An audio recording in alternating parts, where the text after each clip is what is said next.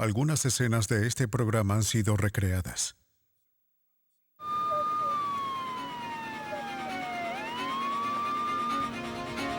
Investigadores en Canadá están tras la pista de un asesino. La clave está en células de la víctima. Pero el fuego ha destruido toda la evidencia. En la escena del crimen, un puñado de cigarrillos proporciona la única pista. ¿Podrán los detectives forenses develar su secreto? Este joven fue encarcelado por una violación que jura que él no cometió. ¿Puede la ciencia probar que es inocente? Cuando la policía no consigue avanzar, recurren a los detectives en batas de laboratorio para descubrir las pistas ocultas en nuestras células. Una hebra de ADN puede señalar a un asesino o liberar a un inocente. La nueva forma de detección del crimen es una doble cadena.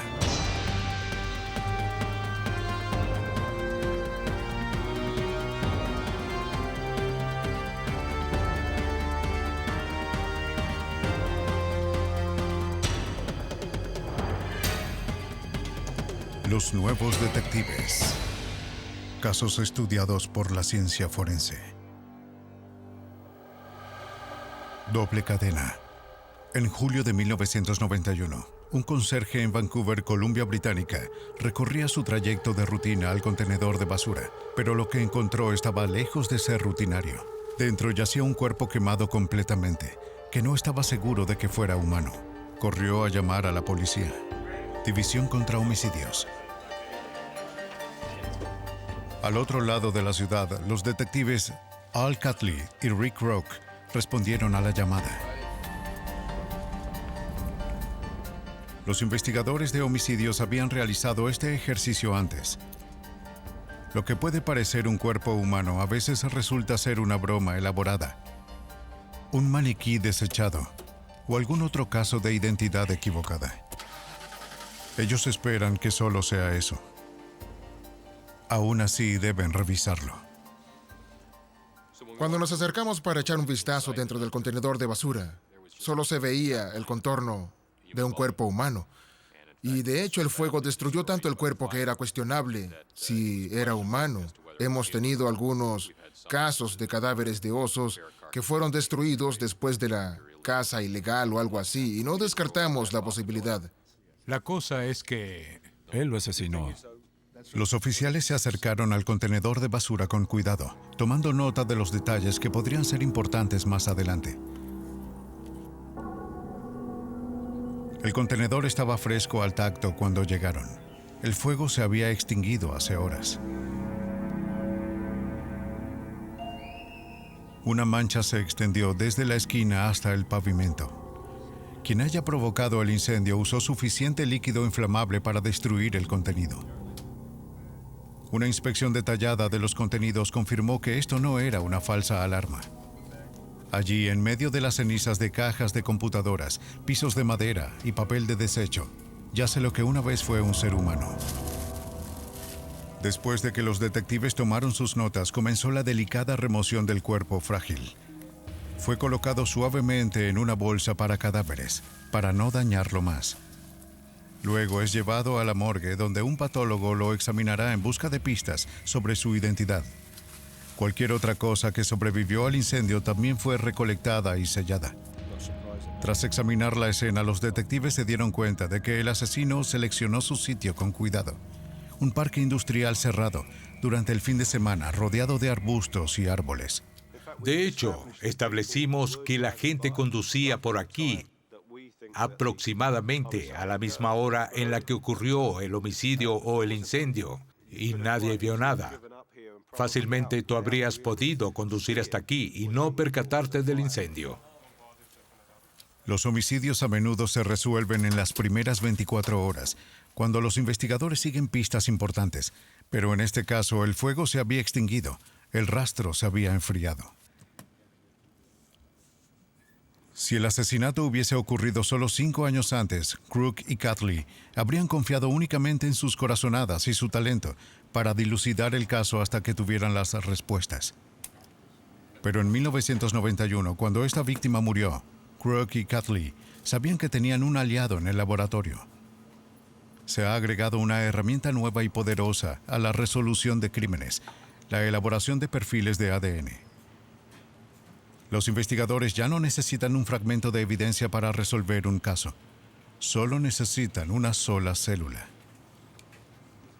Tan personal como las espirales y las líneas de una huella dactilar. Pero mucho más difícil de ocultar, el ADN es la próxima gran ola en investigación científica. Hoy en día los científicos pueden extraer ADN en un sombrero manchado de sudor, dejado por un asesino nervioso, de la saliva en el sello de una carta extorsionadora, de sangre seca o piel raspada debajo de las uñas de una víctima.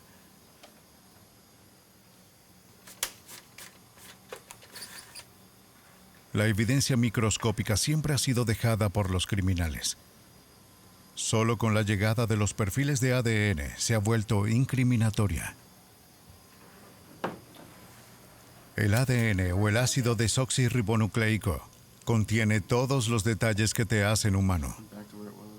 No hay dos personas, excepto los gemelos idénticos, que compartan los mismos patrones.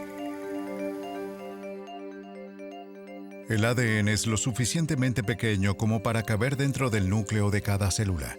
Su forma es de una doble hélice, como una escalera de caracol envuelta alrededor de una columna. Desenrollada, la doble hélice se extendería 8 pies. Alrededor del 99.5% del ADN de todos es el mismo, pero algunas secciones se diferencian de persona a persona. Al estudiar esas secciones, los científicos pueden identificar a las víctimas y desenmascarar a los asesinos. En la División de Ciencias Forenses de Virginia, Richmond, Paul Ferrara dirige uno de los laboratorios de ADN más avanzados del país. Con la sensibilidad de esta tecnología, no sé si podría entrar y cometer un crimen violento y simplemente no dejar algo de mí atrás. Y eso es todo lo que se necesita con esta tecnología. Solo una pequeña parte de mí que tiene una célula y un núcleo en ella y estoy en graves problemas. El calor es el enemigo del ADN y el fuego es la perdición de los investigadores forenses que intentan recuperar el ADN de las escenas del crimen donde hubo fuego. Una semana después de que la víctima fue encontrada, Crook y los bomberos recrearon el infierno para ver si podía arrojar algo de luz sobre el crimen. Ya sea por diseño o por accidente, el asesino dejó una tapa abierta, creando una corriente descendente dentro del contenedor de basura. El aire que corría azotó las llamas en un frenesí.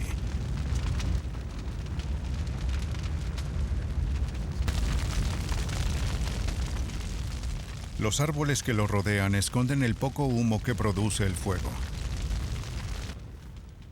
Se quemó a unos 2000 grados durante 30 a 40 minutos. En comparación, un crematorio quema a temperaturas de 1000 y 1400 grados durante aproximadamente 3 horas. La policía tuvo la suerte de encontrar restos.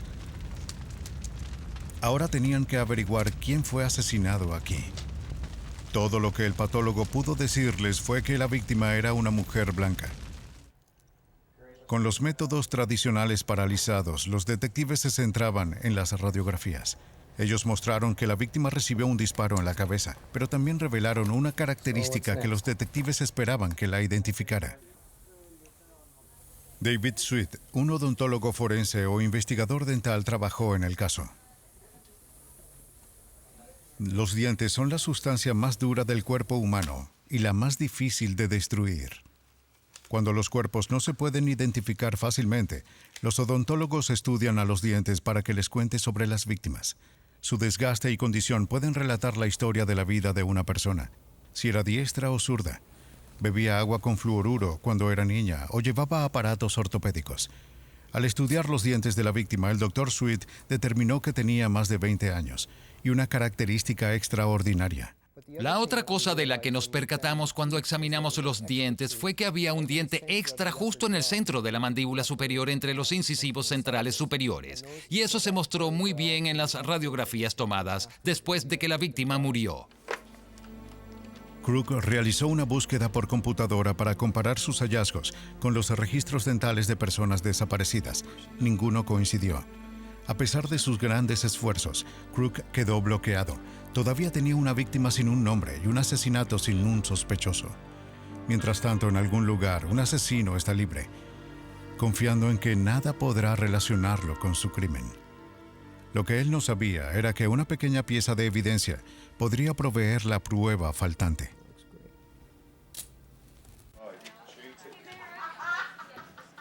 Durante 2 días, el detective Al Catley persiguió a un fantasma.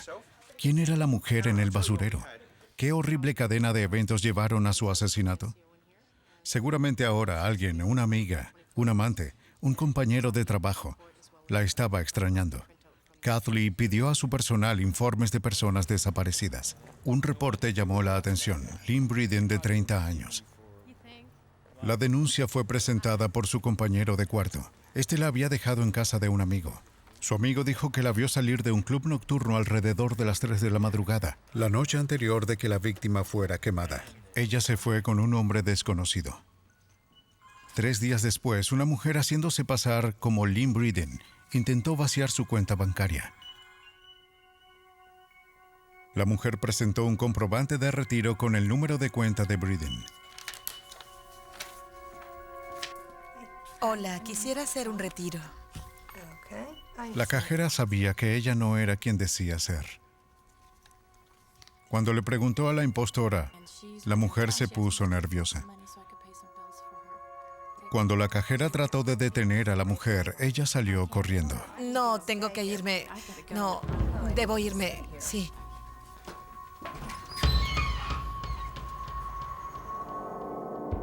Una cámara de seguridad capturó la transacción fallida. El análisis de la grabación reveló a un hombre esperando a la mujer en el estacionamiento. La policía logró extraer una foto de la mujer de la grabación y la publicó en el periódico. Ella fue identificada y localizada para ser interrogada. Ella le dijo a la policía que un amigo le había ofrecido $500 para estafar al banco. Ella no sabía nada del asesinato. El amigo era Chris Cruz, un bailarín exótico que usaba el nombre artístico de Tony Devons. Los detectives lo pusieron bajo vigilancia constante y luego le pidieron que viniera a hablar con la policía. Sin darse cuenta de que la policía lo estaba observando, Cruz estacionó su auto a 2 cuadras de la estación y caminó el resto. Los oficiales de vigilancia llamaron al sargento Crook para decirle que pensaban que Cruz escondía algo en su auto. Cuando Cruz llegó a la estación, la policía le preguntó si podían registrar su automóvil. Les dijo que el auto estaba en casa de sus padres, en otro condado. Ellos sabían que él estaba mintiendo. Le dijeron que sabían dónde lo había estacionado y que no necesitaban su permiso para buscarlo. A regañadientes, les entregó las llaves.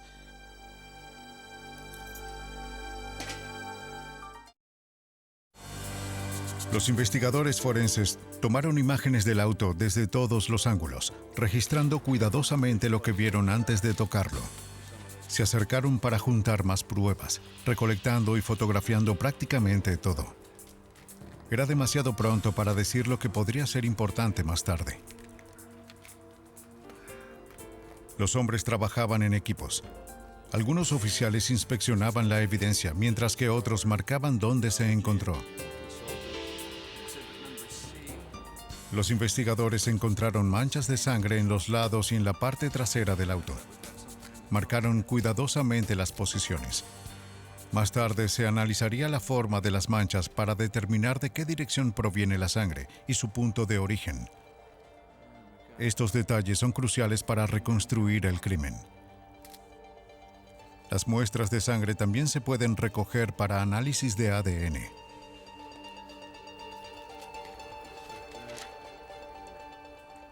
La policía registró el auto por dentro y por fuera. Buscaron entre los artículos personales en el asiento trasero con la esperanza de encontrar alguna pieza de evidencia que conectara a la víctima al automóvil. De acuerdo, son las 10:06 a.m. Vamos a abrir.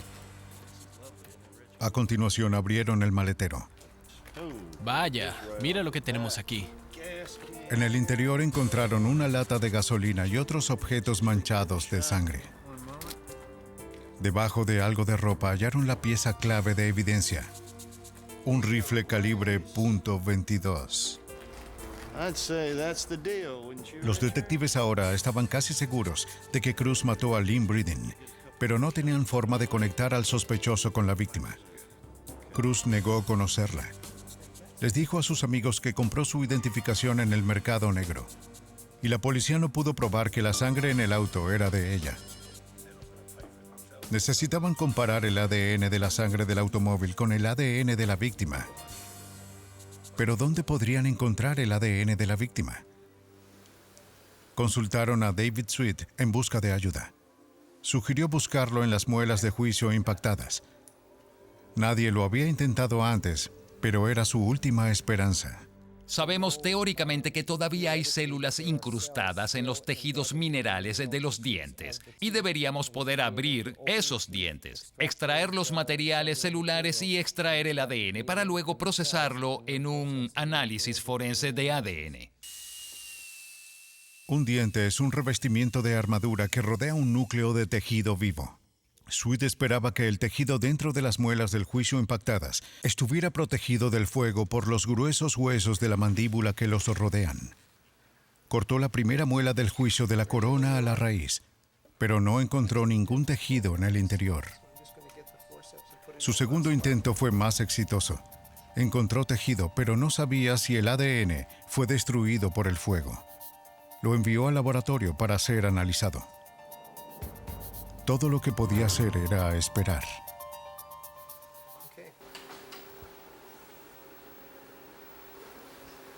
¿Chris Cruz mató a Lynn Breeden?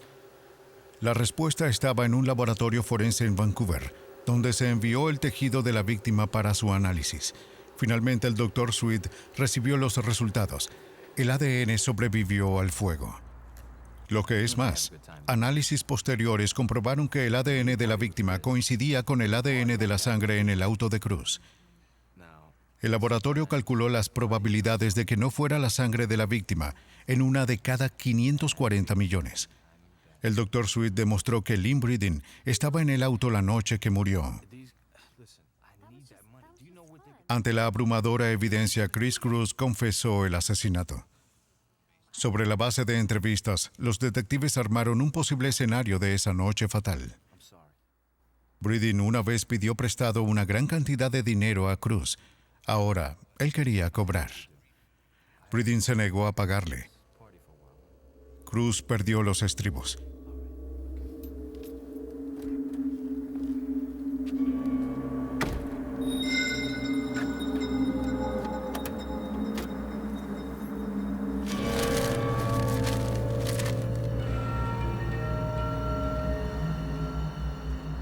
Cada vez más nerviosa, ella salió del auto.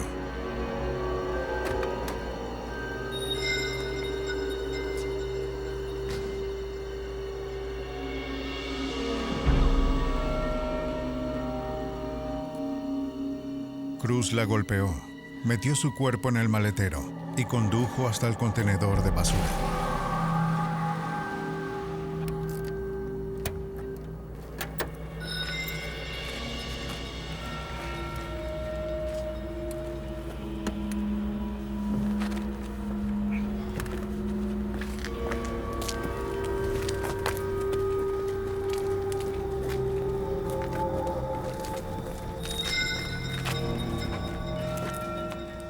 Después de que llegó al lugar apartado, la víctima recuperó la conciencia.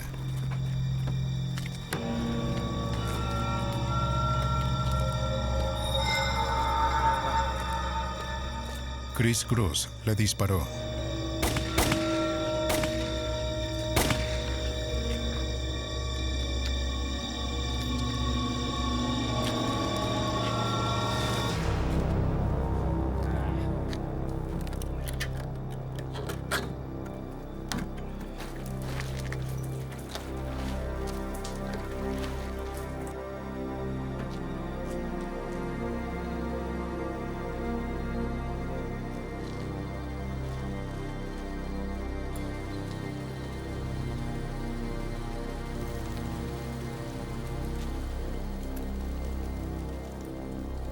Pensó que las llamas borrarían toda la evidencia.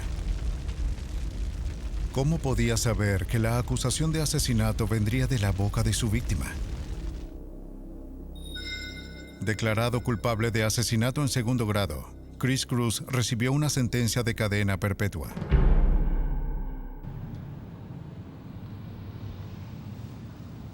En el condado rural de Clay, Alabama, un viaje por la Ruta 31 conduce a una ciudad atrapada entre los recuerdos y el progreso, donde las tiendas de principios de siglo comparten la calle con un nuevo ayuntamiento, donde la gente todavía recibe sus noticias de boca en boca, y donde las malas noticias y las buenas viajan casi a la misma velocidad. El verano es lento. Es un lugar seguro, donde los padres no lo piensan dos veces antes de darle a sus hijos adolescentes la posibilidad de explorar el campo.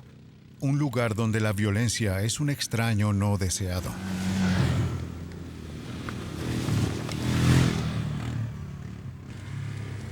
El 22 de julio de 1995, 3 personas en vehículo todoterreno descubrieron un colchón quemado en el bosque.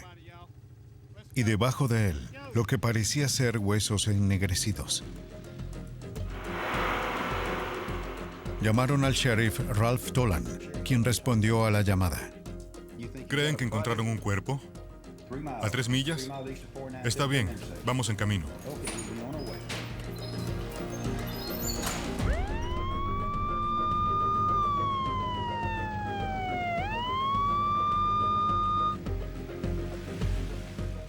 Los hombres se reunieron con el sheriff y lo llevaron al lugar del descubrimiento sombrío.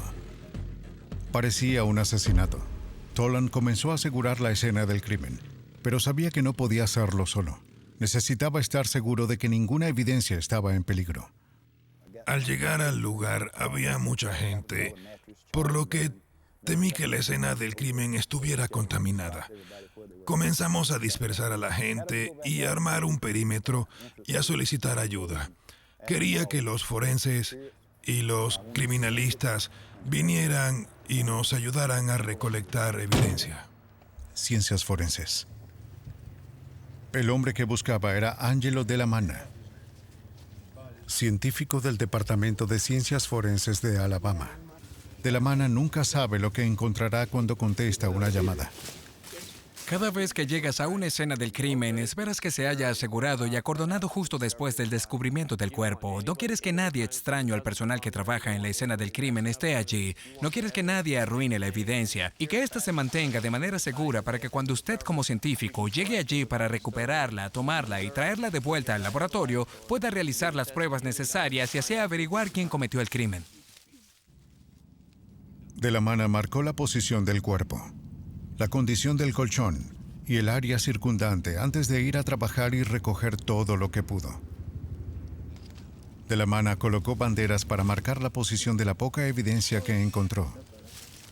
Marcó 11 cigarrillos usados al azar, dispersos alrededor del colchón. No había estado allí por mucho tiempo. Esa fue una buena señal. ¿Pero quién los fumó?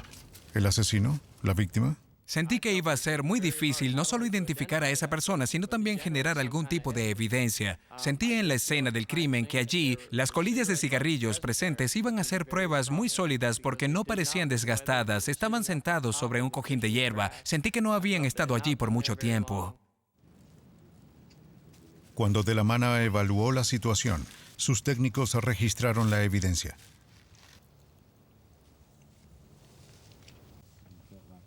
Como los técnicos no quieren dejar una parte de sí mismos atrás, usan guantes. La gente de la Mana ha sido entrenada para que no destruyan involuntariamente las mismas pistas que están tratando de salvar. Si los científicos forenses son descuidados en la forma en que recopilan, almacenan o procesan las pruebas, se volverán vulnerables a los posibles ataques en el tribunal. Después de que la evidencia ha sido marcada, fotografiada y grabada, los técnicos la recolectan cuidadosamente. Los cuerpos no desaparecen simplemente sin que alguien lo note. El sheriff Tolan ya tenía una sospecha de quién era la víctima. La semana anterior, Jimmy Parris lo llamó para informar que su esposa Peggy Laughlin había desaparecido. El sheriff Tolan decidió que era hora de que sus oficiales llamaran a Parris. ¿No sabe a dónde pudo haber ido ella? No era un secreto en la ciudad que la pareja tenía peleas muy fuertes y escandalosas. Nadie se sorprendería si Peggy decidiera levantarse y marcharse. Mientras tanto, el médico forense comparó la columna vertebral de la víctima con las radiografías de la columna vertebral de Peggy Laughlin. Era la misma. Jimmy Parris se convirtió en el principal sospechoso. Pero ¿dónde estaba la evidencia? Parris negó haber estado cerca del bosque esa noche. De la mano intentó juntar las piezas, pero no tenía suficientes para completar el cuadro. El equipo forense no apareció en la escena del crimen. Los cigarrillos eran la única pista que no había sido tocada por el fuego. La respuesta debe estar en ellos. Los detectives le dijeron que tanto Peggy como Jimmy fumaban. Puedes estar viendo un caso y sentir que no hay mucha evidencia allí y los investigadores no creen que haya mucho para trabajar. Pero cuando usted, como científico forense, encuentra esa pequeña evidencia, ese vínculo que puede atrapar al sospechoso o eliminar a una persona falsamente acusada, la prisa que viene hace que valgan la pena las largas horas. Si pudiera extraer el ADN de los filtros de cigarrillos, podría compararlo con el ADN de Parris y Laughlin. Si pudiera probar que estaban juntos en el bosque, Tolan podría tener un caso contra Parris. De la mano usó una luz ultravioleta en los cigarrillos. La luz reveló las áreas empapadas de saliva. El ADN se puede obtener de la saliva y las células de los labios. Marcó el contorno de la parte brillante que quería probar. Luego lo recortó con cuidado y lo envió al laboratorio para realizar un análisis de ADN. Para construir un perfil de ADN, lo primero que hacemos es tomar la muestra de evidencia, sangre o saliva o lo que sea que contenga el ADN. Se rompe la célula y se libera el ADN. Luego lo extraemos de donde sea que esté contenido. Lo limpiamos y observamos áreas o direcciones específicas en el ADN y hacemos millones de copias de esa área lo suficientemente grandes para que sean visibles. Una vez que se realiza este perfil de ADN para cada persona en el caso, podemos compararlo con el perfil de ADN de la evidencia y ver si hay alguna coincidencia. Los resultados lo alentaron. El laboratorio identificó el ADN de 2 personas y 2 de los cigarrillos contenían el ADN de ambas personas, lo que significa que compartieron sus cigarrillos. ¿Podría de la mano probar que esas 2 personas eran Jimmy Parris y Peggy Laughlin?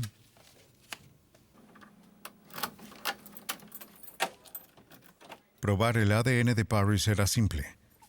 En cooperación con la policía dio una muestra de sangre, que proporcionó suficiente ADN para analizar.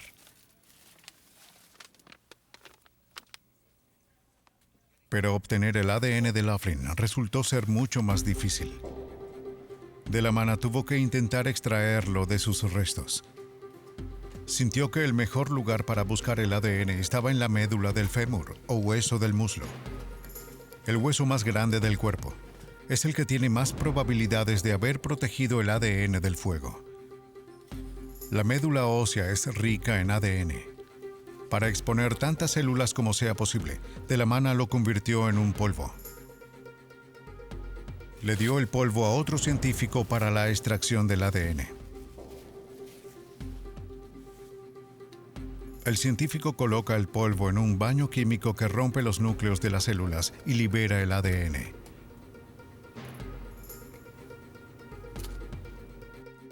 Una vez que el ADN está en la solución, debe eliminarse los fragmentos de hueso, los productos químicos y las impurezas. El líquido pasa por una serie de filtros microscópicos. Una centrifugadora hace girar los desperdicios. Los filtros atrapan el ADN limpio. En teoría, los científicos pueden obtener ADN de una sola célula.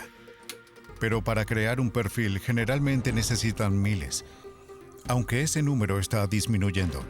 No hace mucho tiempo las pruebas requerían una muestra del tamaño de una moneda de 10 centavos, Hoy en día pueden extraer ADN utilizable de una gota de sangre del tamaño de una cabeza de alfiler. El ADN está aislado. Ahora es el momento de medirlo. Cuando al ADN se le hace pasar a través de una membrana, crea una franja de colores. Comparando estos colores, los científicos pueden determinar cuánto ADN se obtiene.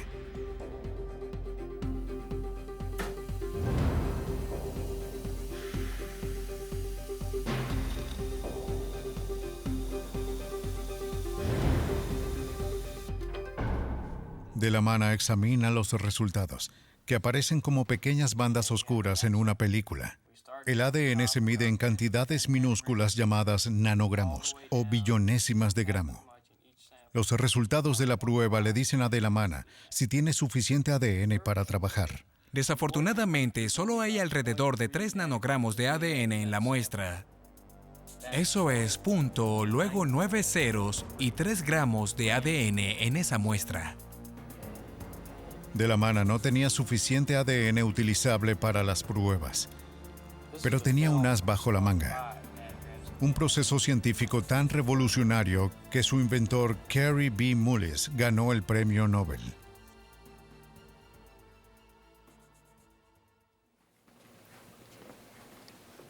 Hasta 1993, los científicos podían analizar el ADN solo si tenían grandes cantidades. Pero las bacterias, el calor y el tiempo pasaban factura, degradando el ADN y dejándolo en fragmentos. Un proceso llamado PCR, o reacción en cadena de la polimerasa, permite a los científicos hacer múltiples copias de ADN. El ADN se compone de 4 unidades químicas: adenina, A, timina, T, guanina, G y citosina, C. Estas unidades están adheridas como piezas de un collar. A se une solo con T y G se une solo con C. La PCR funciona al separar el ADN de doble cadena como una cremallera. Él calienta el ADN, separando A de T y G de C, esencialmente descomprimiendo la hélice en el centro. Más de estos químicos se agregan a la solución, y las 2 mitades de la hélice los usan para completarse. Se repite el proceso de nuevo, y las 2 se convierten en 4, y así hasta que se crean millones de copias y se puede medir la muestra. Al hacer un perfil de ADN, los científicos no necesitan comparar moléculas de ADN completas. Miran varios sitios a lo largo de la cadena. Si estos sitios son iguales en ambas muestras, lo más probable es que el ADN provenga de la misma persona, lo que se considera coincidencia. De la Mano usó la PCR para crear suficiente ADN del hueso para hacer un perfil, pero la cantidad y calidad del ADN era pobre, por lo que solo podía medir un sitio. Pero para comparar el ADN en el hueso con el ADN de los cigarrillos, necesitaba identificar al menos 2 sitios en sus moléculas de ADN. ¿Cómo podría encontrar ese segundo sitio? Sabía que el ADN de un niño es una combinación del ADN de ambos padres. Para resolver el asesinato de Peggy Laughlin, De la Mano necesitaba la ayuda de sus hermanos y hermanas. Si pudiera hacer sus perfiles, entonces podría trabajar hacia atrás y determinar el de Peggy Laughlin. Una vez que supimos que no teníamos suficiente ADN para construir el perfil de ADN completo de Peggy, tuvimos que obtener una muestra de sangre de cada uno de sus hermanos y hermanas que estaban en los Estados Unidos. Estas muestras vinieron de todas partes del país. Mientras De la Mano esperaba las muestras, el sheriff Dolan recibió una llamada sobre una camioneta abandonada encontrada en una ciudad vecina. Una verificación de licencia mostró que pertenecía a Jimmy Parris. En el interior, los científicos forenses encontraron sangre en el techo y las paredes.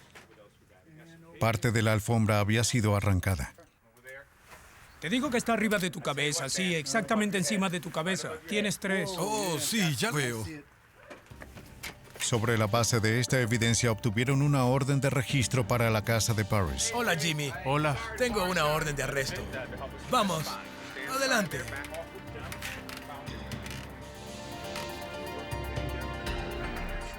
Los oficiales buscaron en la casa cualquier pista que pudiera vincular a Parrish con la muerte de su esposa,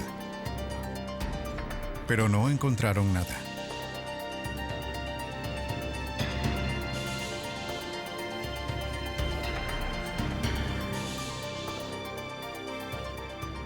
Luego, un oficial revisó el espacio debajo de la casa y encontró una sección de alfombra empapada en sangre.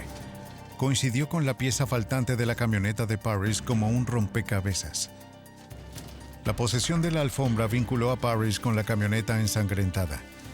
La policía tenía la escena del crimen, la víctima y el sospechoso. La evidencia fue lo suficientemente fuerte como para arrestar a Jimmy Parrish por el asesinato de su esposa, pero para fortalecer el caso la policía necesitaba vincular a Parrish, la camioneta y el colchón quemado. Para hacer eso, Parrish debía ser ubicado con Peggy justo antes de su muerte. Angelo Dell'Amana estaba trabajando duro para lograr eso. Estaba listo para hacer el perfil de ADN de Peggy, usando las muestras de sangre de sus hermanos. Los extrajimos, los sometimos a nuestra batería completa de pruebas de ADN y cuando obtuvimos el perfil de ADN de los hermanos y las hermanas, pudimos trabajar hacia atrás y construir el resto del perfil de Peggy. La información genética que Dell'Amana recolectó de los hermanos le permitió completar el eslabón perdido en el ADN de Peggy. El ADN de Peggy coincidía con el ADN de los cigarrillos. Aquí estaba la prueba de que ella estaba viva con Jimmy en el bosque la noche en que fue asesinada. Para el experto forense Paul Ferrara, el perfil de ADN fue la evidencia que inclinó la balanza contra Jimmy Parrish. Cuando observe la evidencia de ADN y el peso que usted pone en esa evidencia, tómela y ubíquela en perspectiva con otra evidencia de motivo, medios y oportunidad. Y cuando se combinan todas ellas, uno puede llegar a una opinión consensuada de que una persona es culpable más allá de toda duda razonable.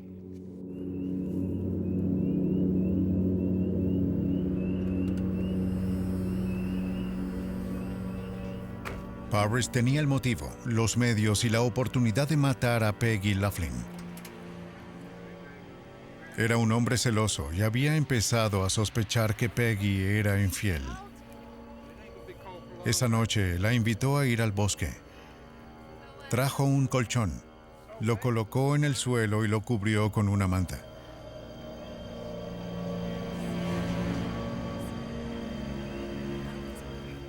Peggy y Jimmy fumaron y hablaron, tirando casualmente los cigarrillos gastados.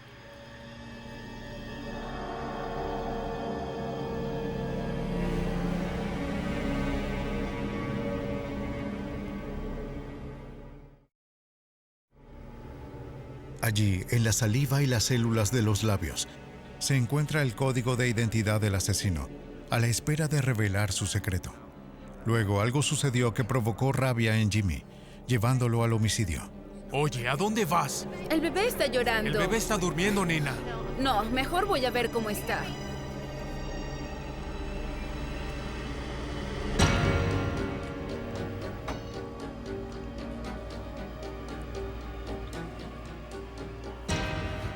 Parrish sabía que debía destruir el cuerpo si no quería ser descubierto.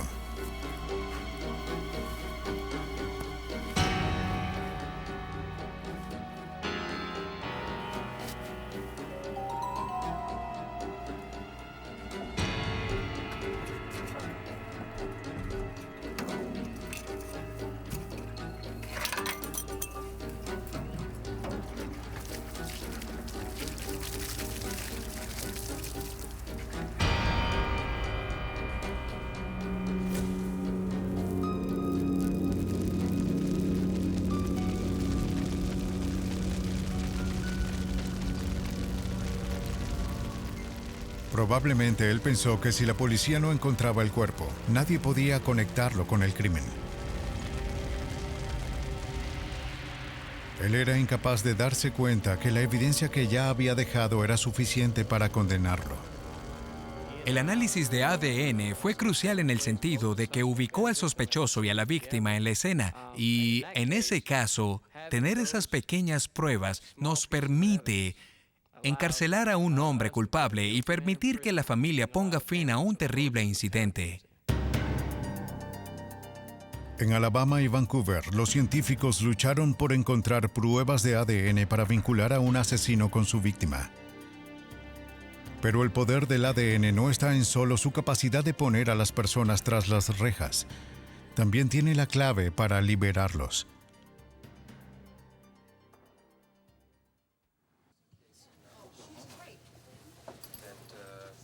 El abogado Barry Scheck, parte del equipo de defensa de O.J. Simpson, no cree que todos los que están tras las rejas sean culpables. Usando el ADN, quiere probar este punto. Scheck encabeza el proyecto Inocencia, un programa de la Escuela de Derecho Benjamin N. Cardozo en Nueva York. El programa está dedicado a exonerar a los inocentes a través de perfiles de ADN. Institutos psiquiátricos y ellos han respondido, pero no tenemos suficientes datos para examinar. Scheck proporciona la experiencia. Los estudiantes hacen el trabajo de investigación, revisando cientos de casos, buscando a los que tienen la mayor probabilidad. Una vez que se identifican los casos, los estudiantes investigan si todavía existe evidencia. Si la hay, determinan si puede usarse para pruebas de ADN. No lo sé, no está lo suficientemente claro aún.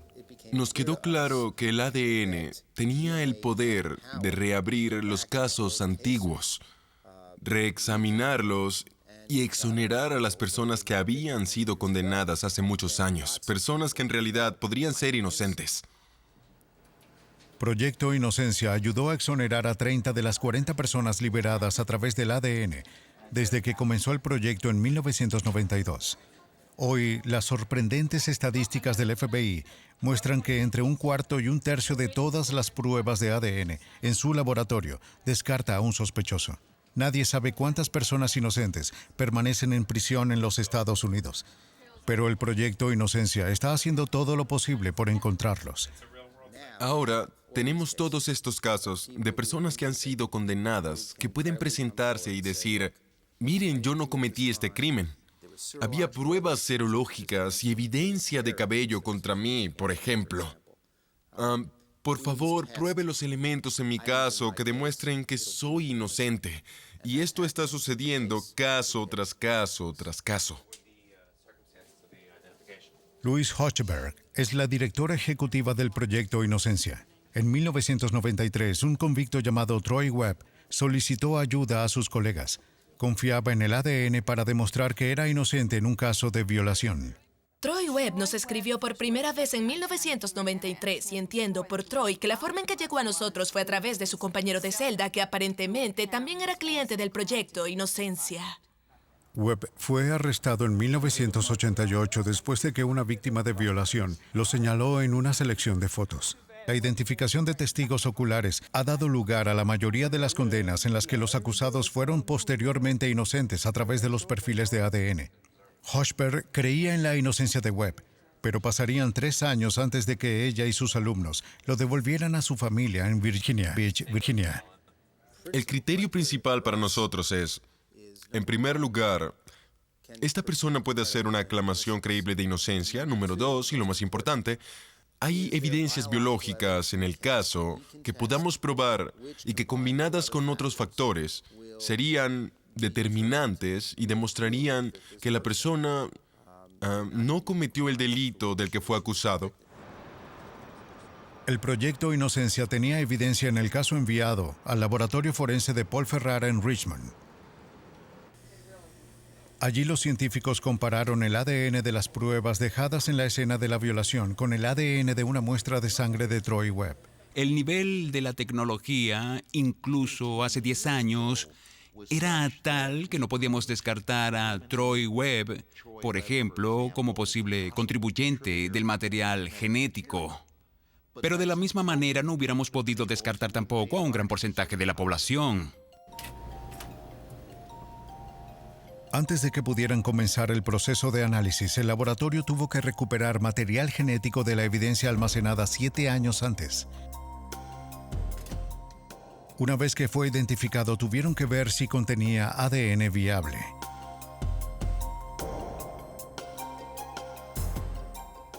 Ellos usan una prueba de ácido para determinar que el líquido biológico esté presente. Si el líquido biológico está presente, el líquido indicador se vuelve púrpura. Otro método es usar una fuente de luz, llamada omnicromo, que hace que los fluidos brillen.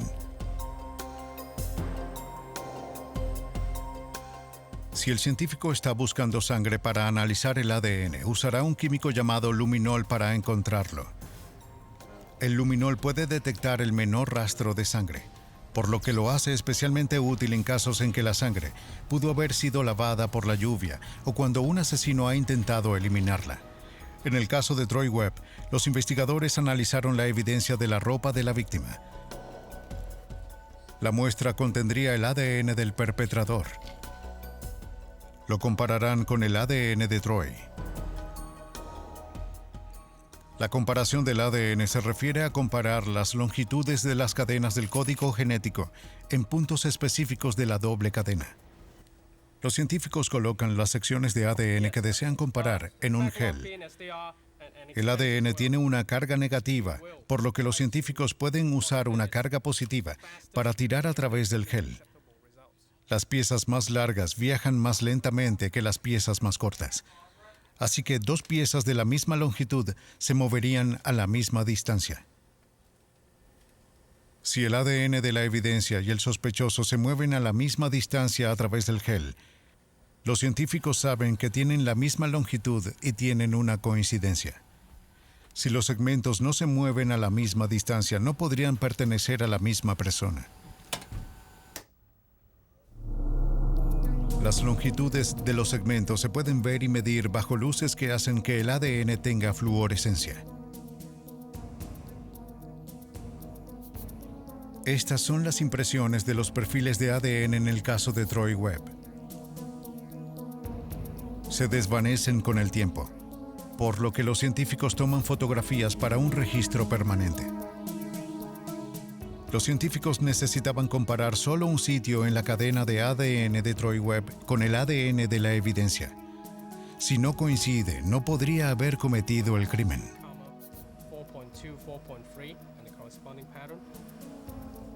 Además de comparar el ADN de Webb con la evidencia, también se compara con el ADN de la víctima y el del violador. Los patrones de puntos hacen que las diferencias entre los ADN sean perfectamente claras.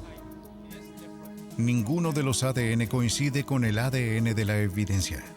Por lo tanto, este tipo de ADN no provino de Troy Webb y el verdadero violador todavía está en libertad. El 7 de septiembre de 1996, el Proyecto Inocencia publicó los resultados. En Virginia, donde la nueva evidencia no puede presentarse más allá de 21 días después de la sentencia, la única opción fue la clemencia. El gobernador revisó la petición y concedió el indulto. En mi opinión, no hay una mayor recompensa para un abogado que mirar hacia atrás los casos antiguos y darse cuenta de que no se ha hecho justicia y corregir eso. El 16 de octubre de 1996, Troy Webb salió de la cárcel como hombre libre. Lo primero que quería hacer era comer un submarino de 7 pies de Cold Cuts, Filadelfia. Ahora trabaja en una tienda. Ha hecho nuevos amigos y ha reestablecido su vínculo con la familia. Vive con la misma fe y esperanza que lo mantuvo en la cárcel y está agradecido con el Proyecto Inocencia. Son como mi familia. Si no fuera por ellos, todavía estaría encerrado. Ya sabes, ellos me ayudaron y gratis. Así que no se puede pedir más. No se perdió toda esperanza de atrapar al verdadero violador. Virginia ha acumulado la mayor base de datos de ADN en el país mediante la recolección de muestras de sangre de todos los delincuentes condenados. Decenas de miles de muestras de sangre llegan cada año, creando una base de más de 135,000 muestras en almacenamiento en frío. Aún así, de los casi 10,000 perfiles de ADN en el banco de datos, Virginia ya ha resuelto 18 delitos al hacer coincidir el ADN de la escena del crimen. Si el ADN del caso se puede comparar con el ADN en el banco de datos, se encontrará al violador.